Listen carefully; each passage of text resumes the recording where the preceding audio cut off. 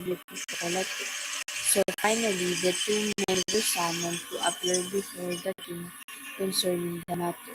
Menelaus left his brother Lysimachus as acting chief priest, while Sostarius left the fort under the command of Crates, the commander of mercenary troops mercenary troops from Cyprus.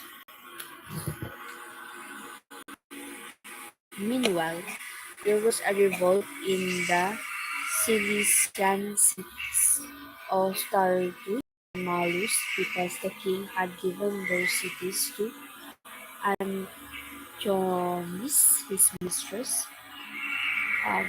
So the king left Andronicus, one of his high officials, in command, while he hurried off to Sicilia to restore order.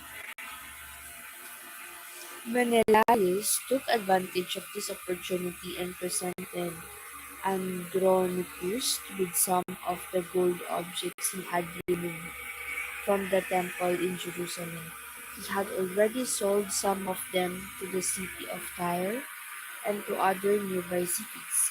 When Onias heard about this, he fled for safety to a temple of Bath near the city of Antioch and openly accused Menelaus. Then Menelaus secretly pursued Andronicus to kill Onias. So Andronicus went to Onias and received him with a friendly greeting and with promises of safety. Although Onias was suspicious, Andronicus finally lured him away from the safety of the temple and immediately murdered him in cold blood. The Jews and Gentiles were very angry because Onias had been murdered. So when the king returned from the territory of Cilicia, the Jews of Antioch went to him and protested against his senseless killing. Many Gentiles felt the same way about the crime.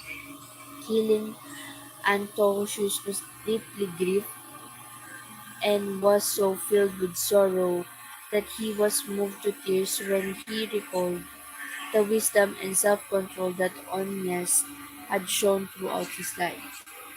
And Antiochus became so angry that he tore off Andronicus' royal robe, stripped him naked, and marched him around the city to the air to the very spot where Onias had been murdered. Then Antiochus had this bloodthirsty murderer put to death.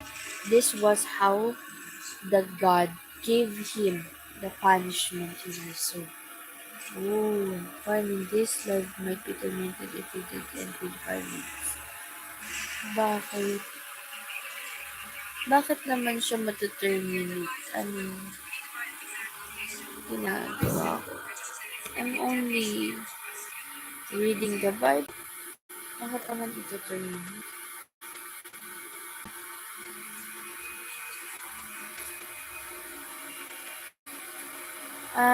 Comment pala yun. Hindi pala siya totoo ngayon.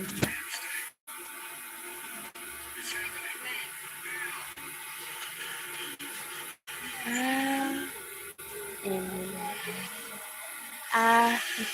Okay. Because of this incident, Menelaus was brought to trial when the king came to the city of Tyre. The Jewish authorities in Jerusalem sent 3 men to bring charges against Menelaus. When Menelaus saw that he was losing the case, he offered Ptolemy, son of Eumenes, a large bribe to persuade the king to decide in his favor. Ptolemy then asked the king to go outside the courtroom with him, as though to get some fresh air, and there he persuaded him to change his mind and declare Menelaus innocent of the charges against him. So Menelaus was set free, although he had caused the trouble. But the three men, whom even the cruel Cyrtesian Scythians would have declared innocent, were sentenced to death. The three men had spoken in defense of Jerusalem, its people, and the sacred objects stolen from the temple, but they were quickly and unjustly executed. Some of the people of Tyre, however, showed their disgust with this crime and their respect for these men by giving them a splendid funeral. Menelaus stayed on this position. In his position, he grew more evil every day and became the worst enemy of his own people. Grabe. So, this is Second Maccabees chapter 4, verse 27 to 50. So, it talks more about when a leader have the greed and the pride, it destroys the nation. It affects us. That's why ang tinitira nga is the leader. Because if the leader get corrupted, he or she corrupts the nations. So, very timely. Good evening. Good evening. Yeah.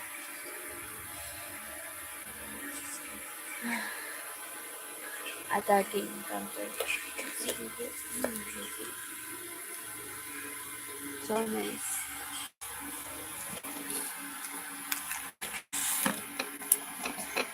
So now, ano natutunan ko din? Natutunan ba kayo? So the second is amazing. Natuloy ko lang yung kahapon. Maccabees chapter 4 verse 27 to 50. About this time, Antiochus the fourth made a second attack against Egypt. For nearly 40 days, people all over Jerusalem saw visions of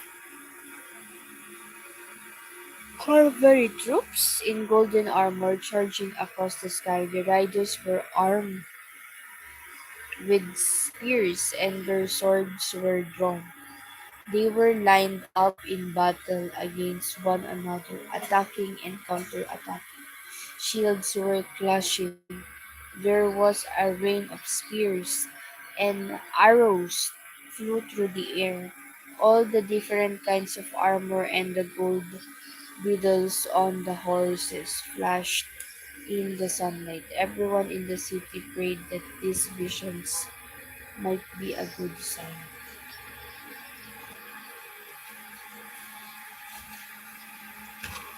Jessica?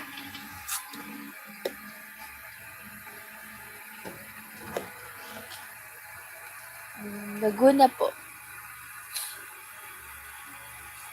Mm, nice pickle. Lapit lang po sa amin.